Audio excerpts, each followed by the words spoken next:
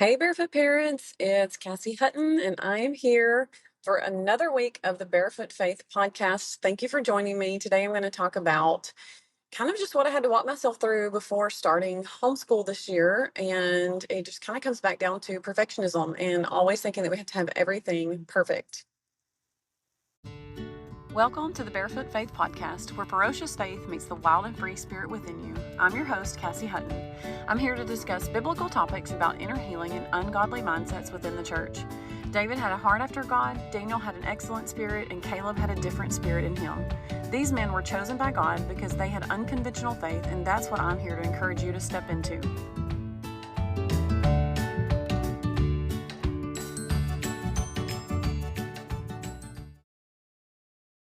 So, I want to start us off today by defining what perfectionism is. And then also, I want to read what perfection is in the Bible, going back into the Greek word, what Christ says about becoming perfect and the difference there, and making sure that our mindset, if we're going to talk about perfectionism today and the mindset that we have and this pressure that we put on ourselves, let's define that word so that we can understand what it is and why we put ourselves under this pressure. So, perfectionism is a noun. It is, thought this was so interesting. This is from Webster's dictionary, the most current one, because I went back into the 1828 dictionary before they changed all the things, and there really wasn't a word for perfectionism. There was a word for perfectionist, and it didn't really go into detail. So here it is. The doctrine that the perfection of moral character constitutes a person's highest good. The theological doctrine that a state of freedom from sin is attainable on earth. A disposition to regard anything short of perfection as unacceptable. So that is what perfectionism is. There's also some other ones. So this is the Oxford. Refusal to accept any standard short of perfection. It is a doctrine holding that religious, moral, social, or political perfection is attainable, especially the theory that human, moral, or spiritual perfection should be or has been attained. And so here's what Jesus says.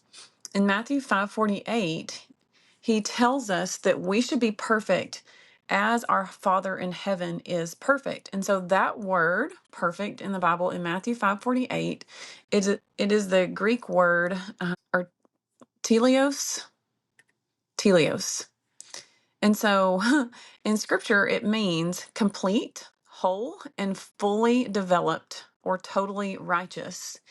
And so I think that that is a good perspective that we should obviously have more of a biblical perspective of what perfection is. It is to be complete, to be made whole, to be fully developed and totally righteous. So when we become born again, our spirit is made completely righteous. We are completely perfect in our spirit man.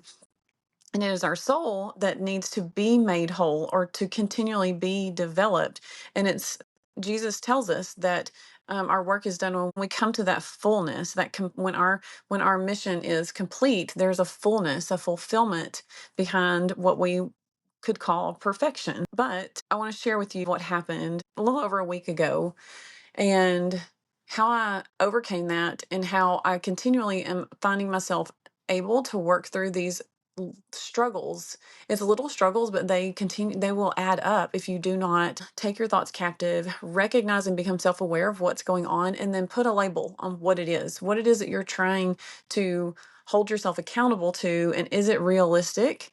And if it is realistic and we're still not able to really attain it, why are we finding ourselves stuck in this place where we think we should constantly be doing better and being better, and just this idea of works, right?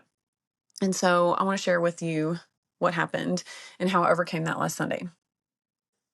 So we've been through one full week of school so far, and I got to Sunday, last Sunday, before I was planning on starting the school with the kids the very next day. And Sunday came around, and I kind of was like having a lot of hate, self-hate, lots of things going on in my mind and in my heart because I was beating myself up, telling myself that I wasn't prepared, telling myself that I didn't do a good enough job in getting my kids the right supplies and what they needed.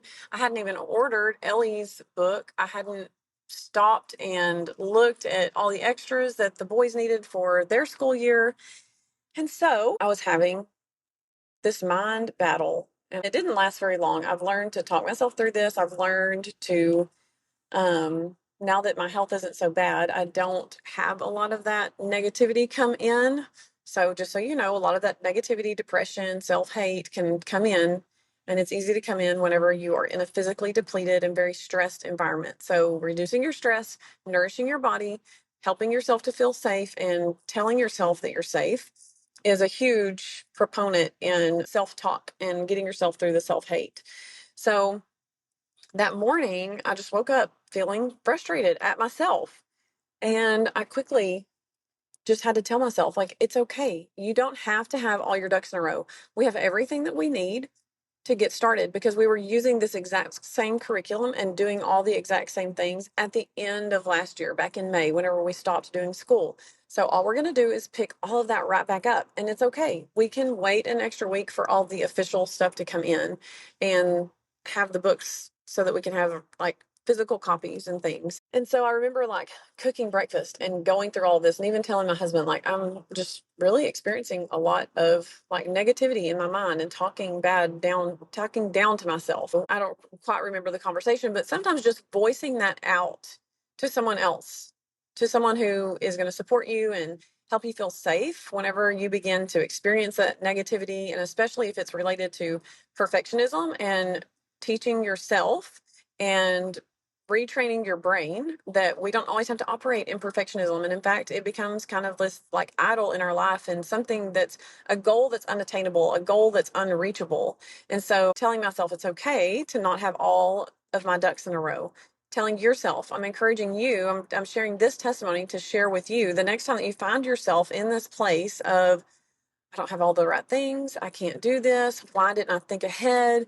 Why did I do that? Why did I speak this way? And it's all negativity. You need to stop. Take a moment to pause. Where are you trying to control the situation? Where are you trying to tell yourself that everything has to be perfect in order for it to be successful?